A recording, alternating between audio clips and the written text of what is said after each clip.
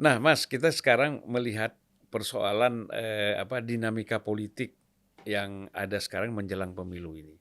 Ya, kita melihat ada berapa koalisi itu sekarang. Ada walaupun belum koalisi sih sebenarnya, ya.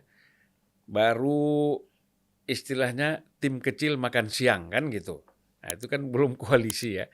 Misalnya ada tim kecil Demokrat, PKS sama Nasdem. Lalu Gerindra dengan PKB. PKB. Lalu ada 3 partai lagi, Golkar, PAN, P3.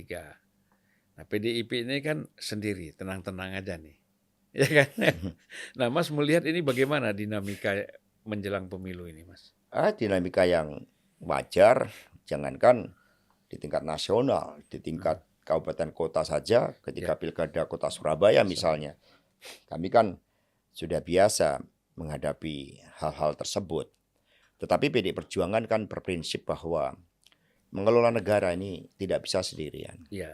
Maka PD Perjuangan membuka ruang kerjasama. Kalau Hmm. koalisi ini kan lebih cocok diterapkan di dalam sistem parlementer. Hmm. Kalau kita ini kan sistem presidensial. Ya. Apapun kita tidak bisa ngeplot di dalam terbangunnya Hmm. kerjasama itu dengan berapa Hmm. jumlah menteri yang kita peroleh, karena itu hak prerogatif dari Hmm. presiden yang kemudian mencermati sesuai dengan tingkat dukungan dari partai politik, baik dari dukungan rakyat maupun dari dukungan yang ada di parlemen. Ya. Jadi berbeda.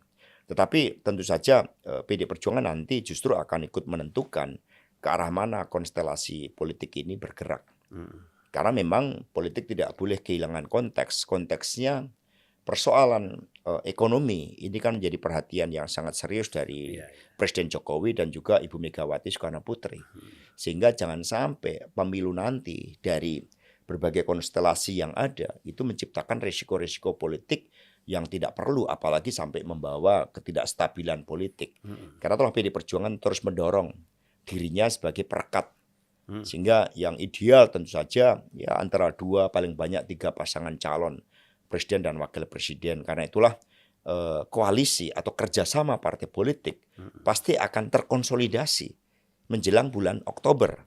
Akan lebih bagus kalau misalnya juga lebih awal, karena itu juga harapan dari Bapak Presiden. Hmm. Nah, dengan memanage konstelasi agar tidak menciptakan risiko politik, maka ini bagus bagi desain pemerintah di dalam melakukan pemulihan ekonomi akibat pandemi dan krisis global karena persoalan geopolitik dengan Rusia dan Ukraina itu. Ya. Apa ini tidak mengganggu, Mas ya? Jadi dengan koalisi-koalisi ini kan kelihatan agak kacau nih. Jadi konsentrasi ya, seperti tadi kan kita mengharapkan konsentrasi berpikir persoalan-persoalan bangsa dan negara yang lebih strategis, tapi justru ini sekarang terjebak di dalam persoalan bicara capres, cawapres kan gitu. Sementara kita tidak melihat dari yang katanya koalisi-koalisi ini ada ide dan gagasan yang cemerlang lah untuk bagaimana bangsa kita atau menyelesaikan persoalan-persoalan bangsa ini sekarang dan ke depan kan gitu. Ya, itu yang juga menjadi keprihatinan kami. Maka PD Perjuangan kan mendorong politik gagasan tersebut. Hmm. Dan kami kan mengangkat bagaimana kita ini adalah negara maritim.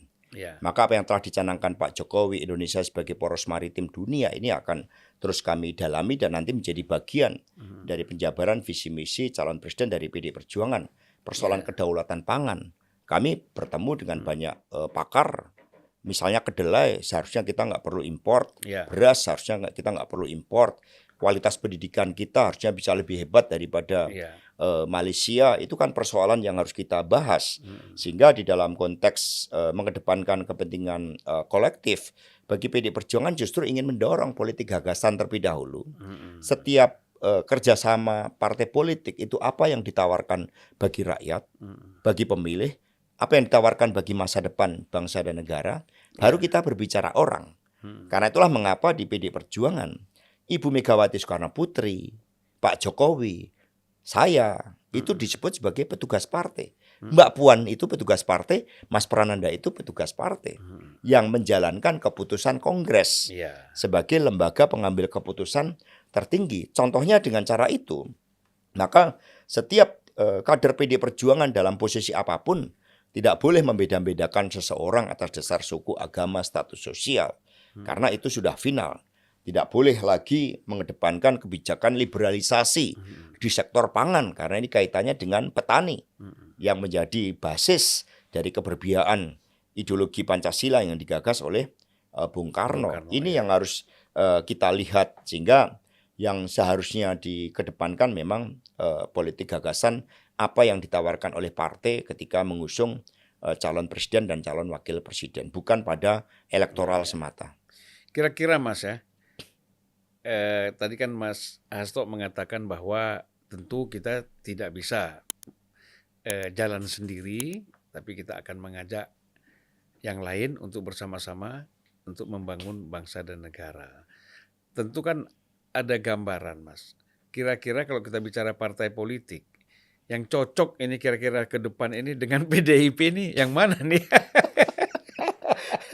PDI Perjuangan, Bang Sulvan kan tahu kita ini nggak neko-neko kalau kita bekerja sama.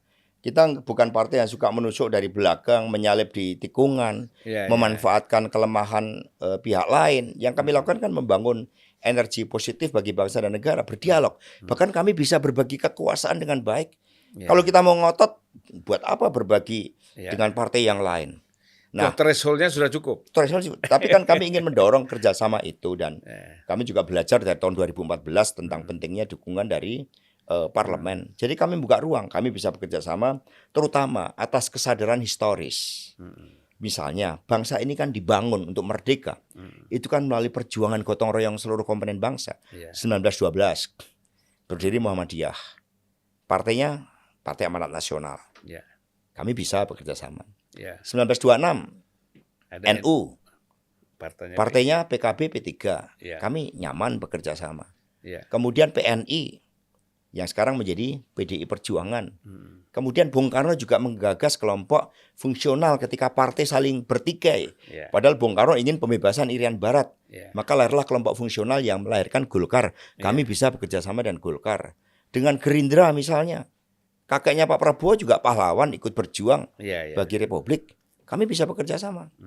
Ya terutama dengan partai-partai yang memiliki kesesuaian ideologi dan rekam jejak di dalam memerdekakan Republik ini.